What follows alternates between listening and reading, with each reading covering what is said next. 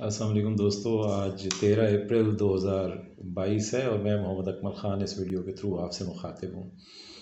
बहुत सारे दोस्तों की जो है कॉल्स आ रही हैं और सवालात आ रहे हैं इस सिलसिले में कि जो ये पकड़ धकड़ का सिलसिला शुरू हुआ है, यानी सोशल मीडिया पे लोग ये समझ रहे हैं कि आप अगर अपनी राय भी देंगे तो शायद उस पर कोई पकड़ धकड़ हो सकती है। तो आज इसी सिलसिले में मैंने इस वीडियो को बनाना ज़रूरी समझा कि आपको इसके बारे में बताया जा सके कि कौन सी ऐसी चीज़ें हैं जिनको अगर आप करते हैं तो आप कानून की गिरफ्त में आ सकते हैं, और कौन सी ऐसी चीज़ें हैं जिनके करने से आप हरगिज़ किसी कानून की गिरफ्त में नहीं आते। अगर कोई खुदा न खास्ता आप पे गिरफ्त करने की कोशिश करता है, आपको हरास करता है, तो वो बुनियादी तौर पर अनकॉन्स्टिट्यूशनल और अनलॉफुल अथॉरिटी या अपनी अथॉरिटी को एब्यूज़ कर रहा होगा। ठीक है, तो इसमें मतलब बग़ैर परेशान हुए कुछ मारूज़ात हैं वो सुन लें तो आपको समझ आ जाएगी। और दूसरा मैं आपसे ये कहूँगा कि अगर आप सियासी कारकुन हैं और अभी अपोजिशन की इब्तदा हुई है, अपोजिशन के दिन अभी स्टार्ट हुए हैं आपके कि आप अपोजिशन में आए हैं, तो फिर आपसे सिर्फ अर्ज़ इतनी है कि अभी से पाँव के छाले न देखो, अभी से पाँव के छाले ना देखो, अभी यारो सफ़र की इब्तदा है। तो ये तो अभी सफ़र की इब्तदा है आपके। आप अगर अपोजिशन में आए हैं तो ज़ाहिर है दूसरे लोग जब हुकूमत में आते हैं तो फिर कुछ ना कुछ तो होता है। लेकिन खैर ये एक मजाक की बात थी, लेकिन मैं वैसे आपको बताना चाह रहा हूँ कि कानूनी तौर पर जो है आपको प्रोटेक्शन क्या है और कानूनी तौर पे आप कब गिरफ्त में आ सकते हैं। ठीक है, यानी आपका जुर्म जो है कब कॉग्निजेबल हो जाएगा, काबिल गिरफ्त हो जाएगा, वो आपको पता होना चाहिए। और किन किन चीज़ों पर आपको कोई नहीं पूछ सकता, वो फ्रीडम ऑफ एक्सप्रेशन या फ्रीडम ऑफ स्पीच के ज़ुमरे में आते हैं, वो आपको उसका भी पता होना चाहिए।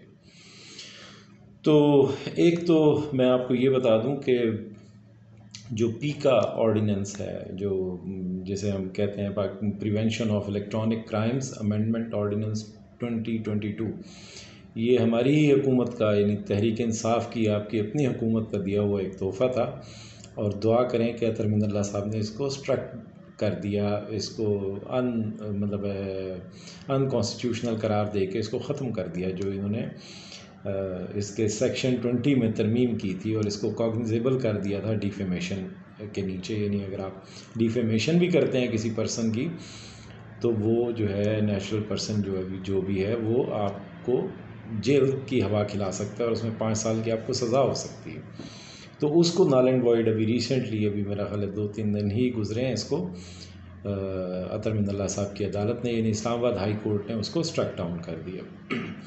तो मैं आपको बताना चाहता हूँ कि आपकी किन चीज़ों पे पकड़ हो सकती है और किन चीज़ों पे पकड़ नहीं हो सकती। देखें, दो चीज़ें आप अपने जहन में रखें कि आप रियासत के ख़िलाफ़ नहीं जा सकते, यानी आप स्टेट ऑफ पाकिस्तान से आपकी जो लॉयल्टी है आर्टिकल 5 ऑफ द कॉन्स्टिट्यूशन के तहत, जिसका बड़ा शोहरा है आजकल, चूँकि स्पीकर साहब ने उस पर रूलिंग दी थी, तो आपकी जो स्टेट से लॉयल्टी है, अगर आप कुछ ऐसा करते हैं या कहते हैं जिससे स्टेट ऑफ पाकिस्तान जो है उसकी डिसलॉयल्टी आप यानी गैर वफादार आप लग रहे हों जिस बात से, तो वहाँ आपकी कॉन्स्टिट्यूशनली पकड़ हो सकती है। उस पर कवानीन भी मौजूद हैं कि उस पर क्या सज़ाएँ आपको हो सकती हैं।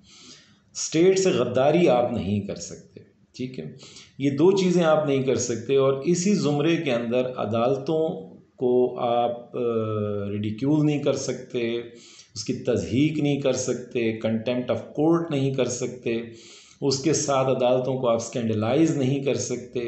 इसी तरह जो आर्म्ड फोर्सेस ऑफ पाकिस्तान है यानी अफवाज पाकिस्तान है, उनका भी आप इसी तरह मतलब उनके ख़िलाफ़ बात नहीं कर सकते। उनके ख़िलाफ़ बात करने का मतलब एस्टेब्लिशमेंट पर तनकीद नहीं है, जो हम सब कर रहे हैं आपका हक है।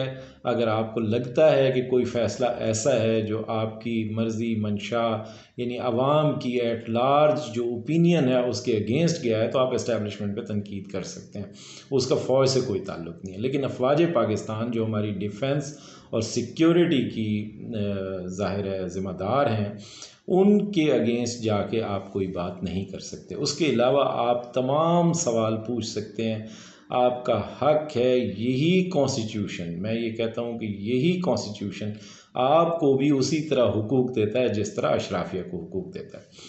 तो आप ये मतलब बातें जहन में रख लें कि आप क्या क्या पूछ सकते हैं। आप सब कुछ पूछ सकते हैं, जो अभी बिल्कुल रीसेंट हालात हैं उनमें से आप सारे सवाल उठा सकते हैं कि ये क्या हुआ है, कैसे हुआ है। जो कुछ आपको समझ नहीं आ रहा उस पर आप सवाल उठा सकते हैं। आप पूछ सकते हैं कि नाजिम जोगियों के कातिल को असम्बली तक पहुंचने के लिए मतलब हमारा जो कानून है, जो मतलब मुल्क का कानून है, वो कैसे खामोश रहा, कैसे मतलब आंखों पे पट्टी बंधी रही कि वो 10 दिन की उसको ज़मानत मिल जाती है, वो आके असम्बली में वोट कर सकता है आपकी इलेक्टेड हुकूमत के ख़िलाफ़। आप ये सवाल भी पूछ सकते हैं कि आपकी जो आइनी अक्सरियत रखने वाली जो हुकूमत है, उसकी आइनी अक्सरियत को अक़लियत में कैसे तब्दील कर दिया गया। पैसे चलते रहे, लोग डिफेक्शन करते रहे, इत्तेहादियों को कौन तोड़ता रहा। आप ये सारे सवाल उठा सकते हैं, जो भी आपके जहन में आए इसके बारे में आप सवाल उठा सकते हैं।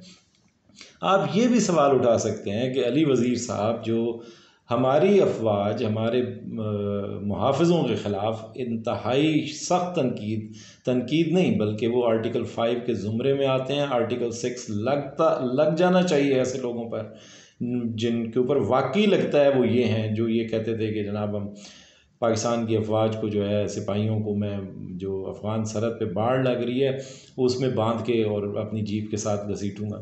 ये कैसे मौसूफ़ पे रोल पे रिहा होके आ गए।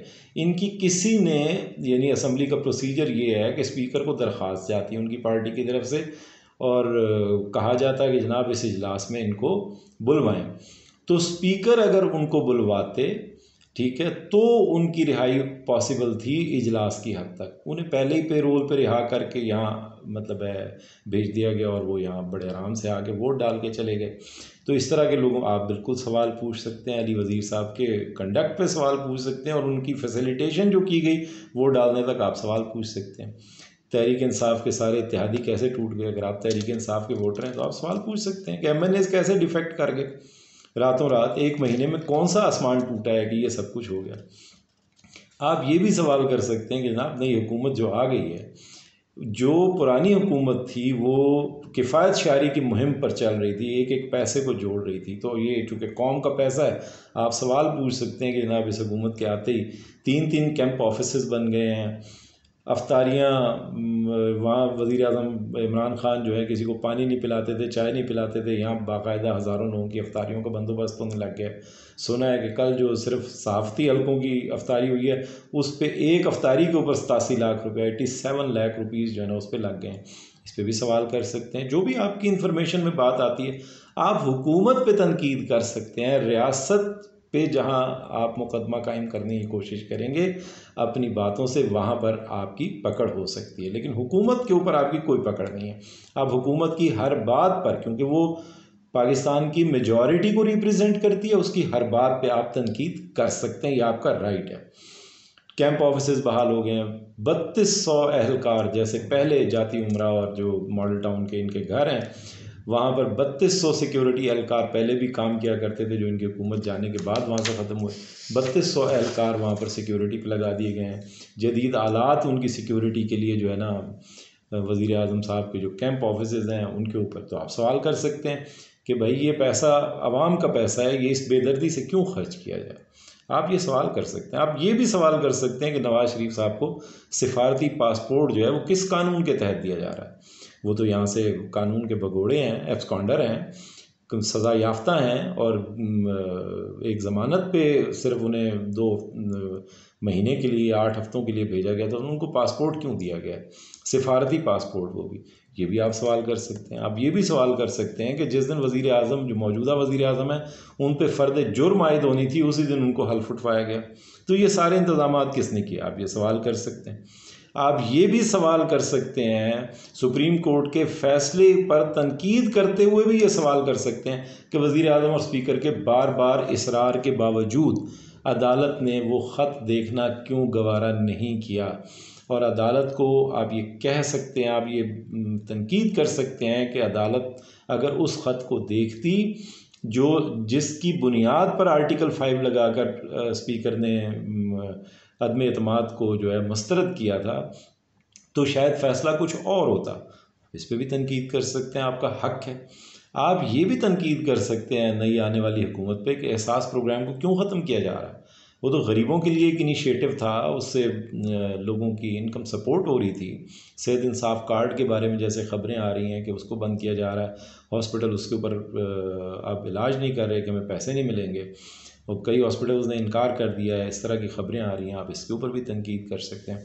आप इस बात को भी बुनियाद बनाकर तनकीद कर सकते हैं कि जनाब इदारों का मज़ाक़ा किसने उड़ाया, इदारों को रिडिक्यूल किसने किया, और इदारों को इस सारी चीज़ में स्कैंडलाइज करने की किसने कोशिश की। मैं एक मिसाल दे देता हूँ। सलीम साफ़ी साहब का एक ट्वीट आता है जिस दिन इमरान खान साहब हुकूमत से जा रहे थे, आखिरी दिन चंद घंटे पहले सलीम साफ़ी साहब एक ट्वीट करते हैं जिसमें DGISI की एक तस्वीर है, जिसमें वो एक क्रिकेट बॉल जो है अपने हाथ में लेके खड़े हुए हैं, और सलीम साफ़ी साहब ऊपर कैप्शन लिख देते हैं लास्ट बॉल। जबकि वज़ीर आज़म का कितने दिनों से एक बयानिया चल रहा है कि जी मैं आखिरी बॉल तक खेलूँगा, और वो मज़ाक़ा उड़ाते हुए कहते हैं लास्ट बॉल।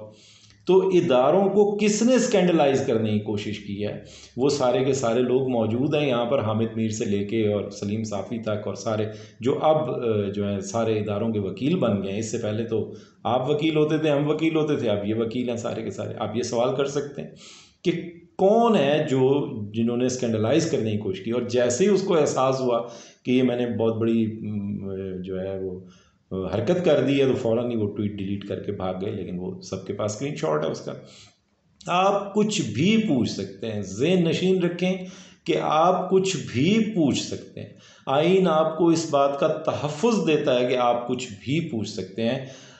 जो आइन एक वकील को जस्टिस बनाता है, और एक जस्टिस जो है वो चीफ जस्टिस बन के पूरे पाकिस्तान की तकदीर का कोई भी फ़ैसला कर सकते हैं, जो एक आम आदमी को असम्बली तक पहुंचाता है आइन, और वो असम्बली में मेंबर बनने के बाद वज़ीर आज़म के ओहदे तक पहुंच सकता है, और वो सारे मिलके एक सदर पाकिस्तान या हेड ऑफ़ द स्टेट को चुन सकते हैं, वो आपके आइन में तरमीम कर सकते हैं। वही आइन आपको आज़ादी इजहार का हक देता है। आर्टिकल 19 के अंदर वो आपको, आर्टिकल 19 ऑफ द कॉन्स्टिट्यूशन जो है वो आपको चंद जो कदगने आप पे लगाता है कि वो मतलब है रीज़नेबल होना चाहिए, डिसेंसी की हद में, मोरालिटी की हद में, ये सारी चीज़ें करते हुए, लेकिन ये तमाम सवालात आपको पूछने का हक देता है। और किसी FIA को ये हक नहीं देता कि जब आप ये सवाल कर रहे हों तो वो किसी भी हुकूमत की आला कार बन के हुकूमत के मुखालिफिन की जो है हरासमेंट शुरू कर दे। और इसीलिए मैं आपसे ये कहूँगा कि जो आप वकला के ख़िलाफ़ बहुत ज़्यादा बातें करते हैं, अदालतों के ख़िलाफ़ बहुत ज़्यादा बातें करते हैं, तो वकला आपको हौसला देते हैं, ठीक है ना। हम वकला आपको हौसला देते हैं और आपको बताते हैं आपके हुकूक क्या हैं, आपका दायरा कार क्या है, किस दायरे से आप बाहर ना निकलें। और इसी तरह ये अतर मिनल्ला साहब का बेहतरीन फ़ैसला है, जिसको जो पीका आर्डिनेंस को इन्होंने मतलब स्ट्रक डाउन कर दिया था, ख़त्म कर दिया था।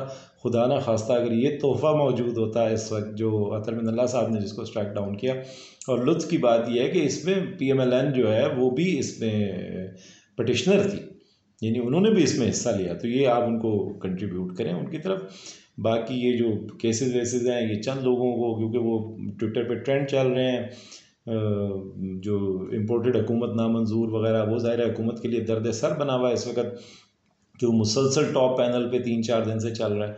तो उनको डाउन करने के लिए जो सोशल मीडिया के कुछ कारकुनान हैं, जो बहुत ज़्यादा PTI के नामवर लोग हैं, उनको हुकूमतें ज़ाहिर है थोड़ी बहुत हरासमेंट हर हुकूमत आके करती है। तो लेकिन ये ऐसा नहीं है कि जनरली पूरे पाकिस्तान को कि आपको तनकीद का हक ही नहीं है। आपको बिल्कुल पूरा हक हासिल है। आपका आइन आपको ये हक देता है कि आप तनकीद कर सकते हैं, किसी भी चीज़ पर तनकीद कर सकते हैं, एक दायरे के अंदर रहते हुए। वो दायरे मैंने आपको बता दिए। आप स्टेट ऑफ पाकिस्तान के अगेंस्ट ना जाएं, और आप आर्म्ड फोर्सेस को या अदालतों को स्कैंडलाइज करने की कोशिश ना करें। बाकी आप एस्टैब्लिशमेंट से सवाल पूछ सकते हैं, हुकूमत से सवाल पूछ सकते हैं, जो कुछ आपके जहन में आए वो पूछ सकते हैं, डिसेंसी और मोरालिटी के साथ। Thank you very much. अपना बहुत ख्याल रखिएगा।